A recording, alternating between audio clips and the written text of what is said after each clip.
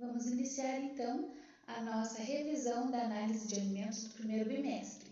Essa aula foi feita no dia 14 de setembro, então a gente apresentou os principais tópicos que já vimos sobre a análise dos alimentos. O nosso objetivo é promover um conhecimento sobre os métodos de análise dos alimentos e também estar apresentando as biomoléculas sob o seu ponto de vista químico e bioquímico, além da parte microbiológica.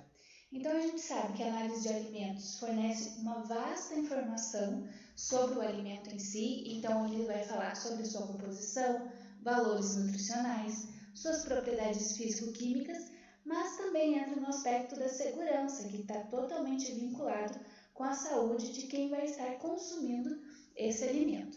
Então, o objetivo da análise do alimento é conhecer a sua composição química, como que ele vai reagir no organismo, o valor alimentício, calórico, as propriedades físico-químicas e também toxicológicas, e se não existe naquele alimento alguma característica adulterante, contaminante ou fraudulenta. Então, a gente primeiro começa no seu aspecto mais químico, dentro da bioquímica, que é essa divisão sobre as macromoléculas.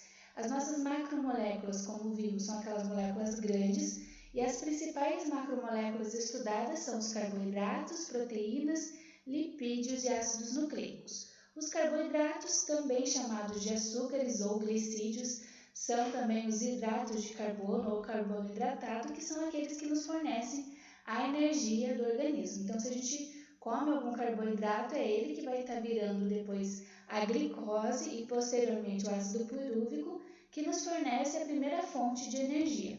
Elas são moléculas formadas por monossacarídeos.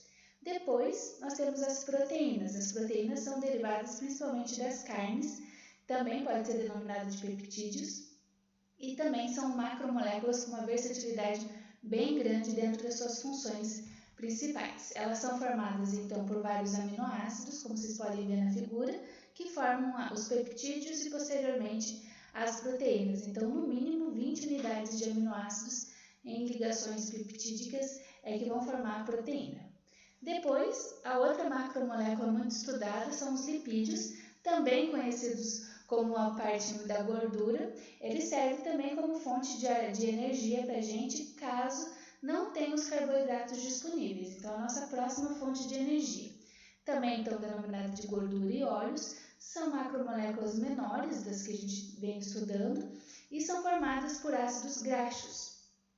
Os lipídios têm várias funções no nosso organismo, uma delas é a parte de armazenamento de energia, então a gente sabe da hipodérmie nos animais, ela faz parte da parte sinalizadora hormonal, como o crescimento, através desse hormônio do crescimento, o GH, então ele faz parte, então pode ser encontrado em coco, queijos, abacates, óleos, nozes, entre outros. A nossa última macromolécula seriam os ácidos nucleicos, totalmente relacionados às informações das células, representadas pelas moléculas de RNA e DNA. Então, a gente viu aqui que essas principais biomoléculas orgânicas são as 5 principais: carboidratos, proteínas, lipídios, ácidos nucleicos, e também podemos inserir as vitaminas. Ela não é uma macromolécula, não é grande, mas ela é uma molécula orgânica também, porque apresenta carbono em sua composição. Mas além de biomoléculas orgânicas, a gente viu que também temos as biomoléculas inorgânicas, que seriam aquelas que temos a água e os sais minerais. Os sais minerais também têm várias funções no organismo, funções regulamentadoras, então elas participam da formação, constituição do tecido ósseo, do metabolismo, relaxamento e contração muscular, também faz parte da retenção dos líquidos e podem ser obtidas pelos alimentos que a gente vê aqui na tabela. Então, de uma maneira geral, os carboidratos e os lipídios são os que fornecem energia, as proteínas têm função construtora, assim como ácidos nucleicos, e depois, como função reguladora, que vai deixar que o nosso organismo esteja funcionando de maneira adequada, a gente viu que temos os sais minerais e as vitaminas. Lembrando, então, que as vitaminas são orgânicas e os sais minerais inorgânicos, porque não possuem carbono em sua constituição. As vitaminas, elas participam junto com as coenzimas, então elas facilitam com que haja um metabolismo adequado no nosso organismo. E toda a nossa fonte de energia, ela é provida dos alimentos. Então, a fonte de energia, quando eu me alimento, passar pelo processo de glicólise, onde vai ter a quebra da glicose e vou conseguir fazer essa transformação em ATP, que é energia para o meu metabolismo. É importante lembrar que o metabolismo são todas as reações químicas que acontecem no organismo e depende sim de vários fatores. Depende se a pessoa está em jejum ou um jejum prolongado, se ela acabou de se alimentar, outros fatores como sexo, idade, o habitat, o clima da região também interfere de como é o metabolismo das pessoas. Quanto mais novos o metabolismo é mais rápido, conforme a idade avança, esse metabolismo tende a ficar um pouquinho mais parado.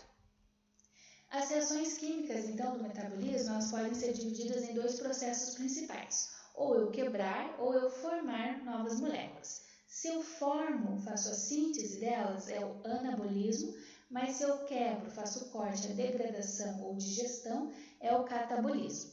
Então, a gente tem aqui no catabolismo moléculas complexas que viram moléculas simples, liberando energia, enquanto no anabolismo, que é síntese e formação, eu pego essas moléculas simples, pequenininhas, com a energia absorvida, consigo fazer moléculas complexas maiores. Então, lembre que vem da macromolécula carboidrato, ela vai participar do processo da glicólise, então ela vira glicose, depois ácidos pirúvicos. É como então ela vai sendo dividida, quebrada pelo catabolismo. Os lipídios se formam ácidos graxos e as proteínas elas vão se quebrando, virando peptídeos e por último os aminoácidos. Então sempre das moléculas complexas transformando nas moléculas simples. Esse é o catabolismo. Mas depois acontece também o efeito inverso, que é o anabolismo, onde é depois as mais simplesinhas também voltam a ser as complexas. Então, como vocês podem ver nessa relação, eu posso ter o catabolismo quando eu viro substâncias simples, mas pode retornar depois para as moléculas complexas pelo anabolismo. A gente tem diferenciações entre se é um metabolismo rápido ou lento. Depende de como é o nosso metabolismo, de como que é o gasto da energia. Se temos metabólitos rápidos, então tudo que ele está consumindo, ele consome, consegue gastar a energia. Então, quando nós temos, em compensação, um metabolismo lento, infelizmente, quando acaba tendo um acúmulo das moléculas, ou às vezes come mais do que consegue degradar, o organismo não dá conta de degradar as moléculas, acaba então fazendo com que esse metabolismo fique mais lento e essas calorias elas fiquem sendo absorvidas no corpo.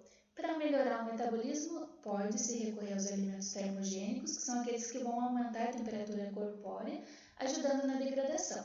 Então, a gente sabe que temos a termogênese, que ela é regulamentada pelo sistema nervoso e consegue, então, fazer com que haja uma queima da gordura, acelera o metabolismo basal e também aumenta a temperatura do corpo. Então, a gente vê aqui que o nosso metabolismo pode ser dividido em basal, hepático ou integrado. Basal, então, é o mais básico de todos, que seria que mesmo em repouso eu vou gastar energia. O hepático, então, relacionado ao fígado. Integrado são todos os órgãos em conjunto. Então, a gente sabe que todos eles funcionam conforme os outros órgãos também vão funcionando junto. Então, a gente tem aqui exemplos de como se dá o funcionamento do cérebro, do tecido adiposo, músculo esquelético, o pâncreas, fígado, veia, porta, intestino delgado. Cada um deles vai se respondendo um com o outro, fazendo com que haja um bom funcionamento de todos os sistemas. O primeiro, então, o metabolismo basal, é aquela que mesmo que o corpo está em descanso, gasta-se energia. Então, poxa, mas eu estou parado, o que eu estou gastando energia? É aquilo que você consegue manter para ter um bom funcionamento do seu organismo. Seria, então, batimento cardíaco, pressão arterial, respiração e a manutenção da própria temperatura corporal, são utilizados, então, através de uma taxa metabólica basal mínima. A gente tem, então, esse consumo mesmo estando parados, mesmo estando em repouso, descansando, continuamos respirando, os batimentos cardíacos seguem funcionando, a temperatura do corpo deve ser mantida e também a nossa pressão arterial. Depois aprendemos bastante sobre o metabolismo hepático, vimos que o fígado participa de todos os processos do metabolismo, carboidratos, lipídios, proteínas e hormônios, além de que ele é o responsável de degradar os xenobióticos, que seriam os compostos que são estranhos para o organismo, sintetizando e excretando a bile. Então, o fígado é aquele que consegue também fazer o armazenamento das vitaminas D, A e B12 por meses, de acordo com o tipo de vitamina que a gente está se referindo, e também consegue armazenar o ferro e atua como a parte na síntese da proteína plasmática e fatores de coagulação.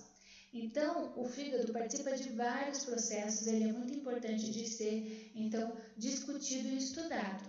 A gente sabe que também através dele, quando a gente toma algum remédio, algum fármaco, o fígado primeiro vai fazer essa degradação e depois vai estar lançando esse medicamento para o sistema circulatório do corpo. Então, é ele que faz a interferência sobre essa biodisponibilidade. O fígado sofre também. Se a gente tem muita gordura, vai sofrer de estatose. Se temos muito consumo de bebida alcoólica, por exemplo, pode causar uma fibrose hepática, depois uma cirrose, mas também sabemos que ele participa então de todos os processos, então deve-se tomar cuidado com o tipo de alimento que a gente vai estar ingerindo. Então, a gente sabe que os lipídios do fígado, eles são através dos alimentos que nós ingerimos e também pela própria reserva orgânica do tecido adiposo. Depois a gente viu que temos as lipoproteínas, que é a junção de lipídios com as proteínas, que são o nosso colesterol. Temos o HDL e o LDL. O HDL é aquele colesterol bom e o LDL o colesterol ruim. Por quê? O HDL ele captura o colesterol dos tecidos e joga para o fígado, que vai transferir para virar ácidos biliares. Enquanto o LDL, que é o colesterol ruim, tira do fígado e joga para os tecidos periféricos. A grande dificuldade é quando a gente começa a ter um acúmulo dos lipídios na corrente sanguínea, então alterando o fluxo dessa corrente, podendo causar danos e tanto cardiovasculares como outros danos maiores. Então, eles impedem que a corrente sanguínea passe de maneira adequada. Outro ponto que também deve ser discutido com relação à saúde, que a gente tem visto bastante, é com relação ao açúcar. Não é apenas o lipídio que é o problemático, mas a glicose em excesso causa diabetes. Por isso, nós temos 2 hormônios, cuidar que eles são formados pelo pâncreas, são hormônios pancreáticos, e é eles que vão estar, então, trabalhando nesse processo da concentração da glicose na corrente sanguínea no fígado. Então, a insulina é aquela que tira a glicose do fígado, dos músculos esqueléticos, ele retira o que estava na corrente sanguínea. Em compensação, o glucagon joga para a corrente sanguínea quando estamos em períodos de jejum muito elevados. Mas temos concentrações de glicemia muito alto, hiperglicemia, muita glicose causa muita vontade de ir no banheiro, fazer a micção, que é fazer o xixi, além de sede, fome, uma fadiga, agitação, perda de peso são alguns dos exemplos. Já a hipoglicemia, se eu tenho pouca glicose no sangue, dá uma fadiga, tontura, cansaço, sudorese, palpitação e aquela sensação de fome que até muda o comportamento.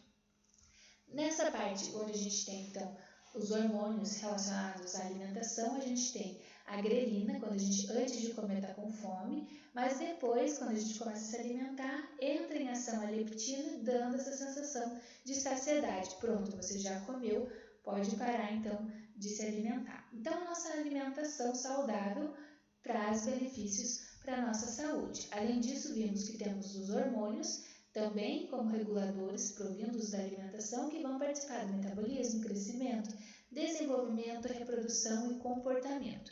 Os principais seriam o hormônio de crescimento, o GH, os tireoidanos, que é o T3 e T4, o glicocorticoide e o cortisol, a adrenal, que seria a adrenalina, e os pancreáticos, como a insulina e o glucagon, como podem ver nessa apresentação, onde cada um deles são formados. O hormônio de crescimento, então, faz a captação dos aminoácidos e faz a síntese proteica. Os hormônios da tireoide, T3 e T4, também auxiliam no metabolismo, então lembre-se, a gente está com baixo na tireoide problemas com T3 e T4, baixas concentrações, hipotireoidismo, mais elevadas, hipertireoidismo. Note que a gente tem também mudanças no próprio físico da pessoa. O cortisol é o outro hormônio produzido pelas glândulas suprarrenais, que estão então acima do rim, e ajudar o organismo a controlar o estresse, reduzir as inflamações, além de fornecer um sistema imune, mantendo também os níveis de açúcar constante. O outro seria a adrenalina, que também é muito importante, ela ajuda a controlar a pressão arterial, frequência cardíaca, suor e outras atividades do sistema nervoso simpático. também são produzidos, pelas glândulas suprarrenais e participam dessa regulação dos níveis de potássio, sódio, água no organismo. Depois vimos o glucagon e a insulina, são hormônios então formados pelo pâncreas, responsáveis de estar no controle da glicose no corpo. A insulina retira a glicose da corrente sanguínea, enquanto o glucagon coloca para lá. Então aqui também uma representação básica de como que se dá os hormônios no meio. Caso meus hormônios não estejam em equilíbrio, eles também trazem efeitos para a saúde.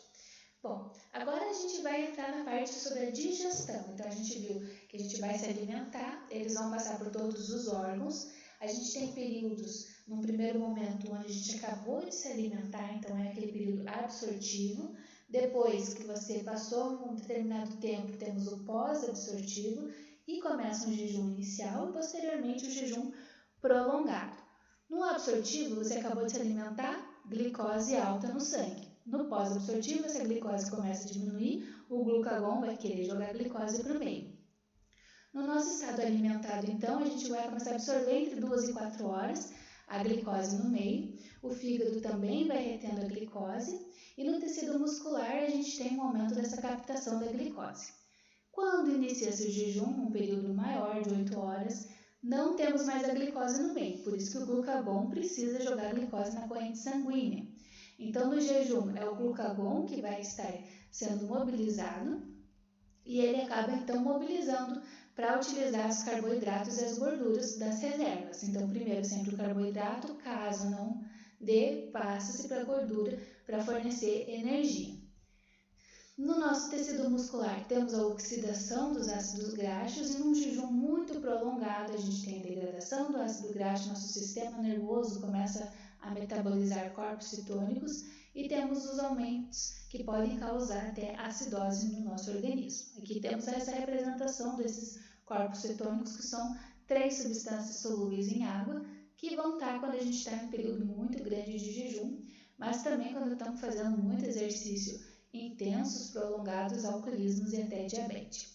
Para ter energia no jejum, então, recorre-se ao catabolismo, que é a degradação dos nossos nutrientes, e essa energia, então, vai depender de cada um dos organismos. Vai se alimentando até a leptina, então, entrar em ação, indicando que está saciado, pode parar de comer.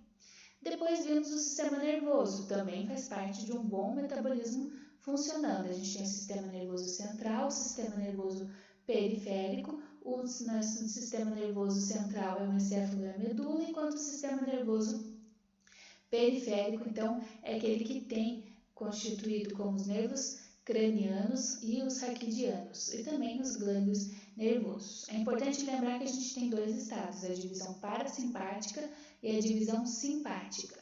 A simpática é quando estamos em alerta, o perigo, e a parasimpática, repouso ou calmo. Então, aqui temos algumas das condições. No parasimpático, contrai a pupila, estimula a salivação, contrai os brônquios. Temos o estímulo da atividade do estômago e do intestino, além do estímulo da vesícula biliar. É inibida a produção da adrenalina, promoção do esvaziamento da bexiga e relaxa-se o reto. Você está repousado. Agora, em situações de perigo, alerta, adrenalina alta, divisão simpática que entra em ação. Nesse caso, dilata-se a pupila, não consegue salivar, tem um relaxamento dos brônquios, tem uma inibição da atividade do estômago e do intestino, há uma liberação da glicose pelo fígado, temos a liberação da adrenalina, não consegue esvaziar a bexiga e também há uma promoção da ejaculação. Então, essa é a parte de alerta ou perigo. É importante lembrar de cada uma dessas divisões. Então, aqui temos mais uma representação deles. Agora, a gente vai entrar mais na parte dos alimentos mesmo. Os alimentos, então, eles podem estar estragados ou contaminados. Estragados é quando faz parte do seu processo natural de vida, porque ele vai estragando ao longo do tempo, porém, o contaminado é mais perigoso, porque ele parece que está bom, tem cheiro, sabor agradável, porém, ele é perigoso. Todos eles podem trazer algumas doenças através da contaminação, além de trazer vômito, diarreia, mal-estar, trazendo então essa necessidade do paciente estar se hidratando, tomando soro, suco e refeições mais leves. Como que o alimento pode ser contaminado então? Temos 3 tipos de perigos: os perigos físicos, os químicos e os biológicos. Os físicos são pregos, parafusos, vidro, madeira, entre outros. Os químicos seriam desinfetantes, agrotóxicos, inseticidas e outros. E os agentes biológicos são, então, aquelas doenças que vão vir providas de vírus, bactérias, protozoários, vermes, fungos e também toxinas. Ela pode vir através de uma má manipulação e trazer uma contaminação cruzada, então da mesa para o seu artefato onde você está fazendo o seu alimento, colher, todo o material que você está utilizando. Além disso, existem problemas com relação às fraudes dos alimentos. Temos adulterações, manipulações, roubo, overrun, falsificação, simulação ou desvio. Então, a gente estudou cada um deles em específico, como que essas fraudes foram acontecendo nos alimentos. A nossa análise de alimentos também pode ser chamada de bromatologia e ela é importante para o controle da qualidade, do processamento e de saber também armazenar para que ele dure mais tempo. Para eu fazer a amostragem dos alimentos, então, devo fazer de uma maneira rotineira, coletar a amostra de maneira que não vá colocar a mão ou ar dentro do saquinho, é preciso enrolar e levar ele para análise. Mas antes disso, deve-se conservar ele por 4 graus Celsius por até 72 horas antes da sua análise. A análise dos alimentos pode ser por métodos convencionais ou instrumentais, então os mais comuns seria por gravimetria, o peso, onde eu seco a amostra e faço a diferença, ou por titulometria, que é a volumetria, que eu consigo descobrir a concentração de determinado composto na amostra. Sabemos que os métodos convencionais, eles não precisam de equipamento sofisticado, então eles são mais baratos, mas em compensação instrumentais também são bons, conseguem ver traços e concentrações menores, porém necessitam de equipamentos mais sofisticados, sendo mais caro por isso. Então, para analisar o alimento, eu tenho que fazer a amostragem, fazer o sistema de processamento da amostra, verificar se temos reações químicas ou separações, depois são feitas as medidas e os processamentos dos dados, bem como uma avaliação estatística. Então, é bom fazer triplicata para saber se realmente teve contaminação do alimento ou não. Dentro dos métodos, vimos que temos os oficiais, os padrões de referência, os métodos rápidos, os modificados ou automatizados. Dentro das análises, então, a gente tem um dos principais, que é o do INDE. Ele é uma análise que vê vários pontos, matérias secas, proteínas, fibras, e esse método ele só não foi satisfatório quando a gente queria ver um pouquinho mais com relação à hemicelulose e à lignina. Por isso, surgiu outro método do SWIST, que vai ver a parte das fibras, tanto a parte de fibra em detergente neutro como a detergente ácido, além da lignina. Então, aqui temos essa diferenciação entre os dois métodos, o do INDE e do Van Swift. Então, a gente sabe que o ponto negativo dele é que ele não vê a celulose do INDE, mas depois o outro consegue fazer essa caracterização melhor. Então, a gente pode participar para analisar a umidade, a matéria seca, o extrato etéreo, onde temos o éter que vai retirar a amostra, o azoto, que seria relacionado ao nitrogênio, cinza são os minerais, e também a parte das fibras brutas, mas se eu quero estudar as fibras mais a fundo, eu recorro então ao outro método do SWIST. Na umidade é importante a gente lembrar que temos duas diferenciações. Umidade é a água em geral, mas a atividade da água é aquela água que realmente está disponível para os micro-organismos se multiplicarem. Então, dentro dessas atividades da água, que é importante a gente analisar a conservação desses alimentos. Então, nem toda a água está disponível. A água que está disponível é aquela que faz parte da atividade da água. Quando temos baixa, eles são estáveis aos organismos, porém, se a atividade da água começa a crescer, os micro-organismos conseguem se multiplicar. Depois vimos as cinzas brutas, que são relacionadas aos minerais na amostra, as proteínas brutas, depois a gordura ou extrato etéreo, então pelo éter faz a extração, descobre-se quanto que eu tenho de lipídio, e a fibra bruta no método do INDE. Vimos então que a gente coleta a amostra, verifica-se então qual que seria essa concentração em geral. Temos os extratos não azotados ou não nitrogenados e assim uma representação básica das análises verificadas no INDE. Porém, como comentamos, o método do SWIST veio para ajudar a parte das fibras, tanto a divisão em detergente de neutro ou detergente ácido, para fazer a descoberta sobre a hemicelulose, celulose e a lignina. Então, elas são importantes para verificar tais compostos. Além disso, o último método existente seria os biológicos, onde eu consigo fazer essa análise tanto com animais, quanto então para verificar a digestibilidade desse alimento. Então, se esse alimento vai cair bem no organismo, se ele consegue ser degradado bem ou não. Então, esse foi o nosso resumo. Eu sei que é bastante conteúdo, mas caso de algumas dúvidas, sigo à disposição, tá bom? Se vocês precisarem, eu estou disponível para tirar dúvidas. Desejo a todos bons estudos. Esse foi todo o nosso material, então, nessa análise de alimentos no primeiro bimestre. Muito obrigada!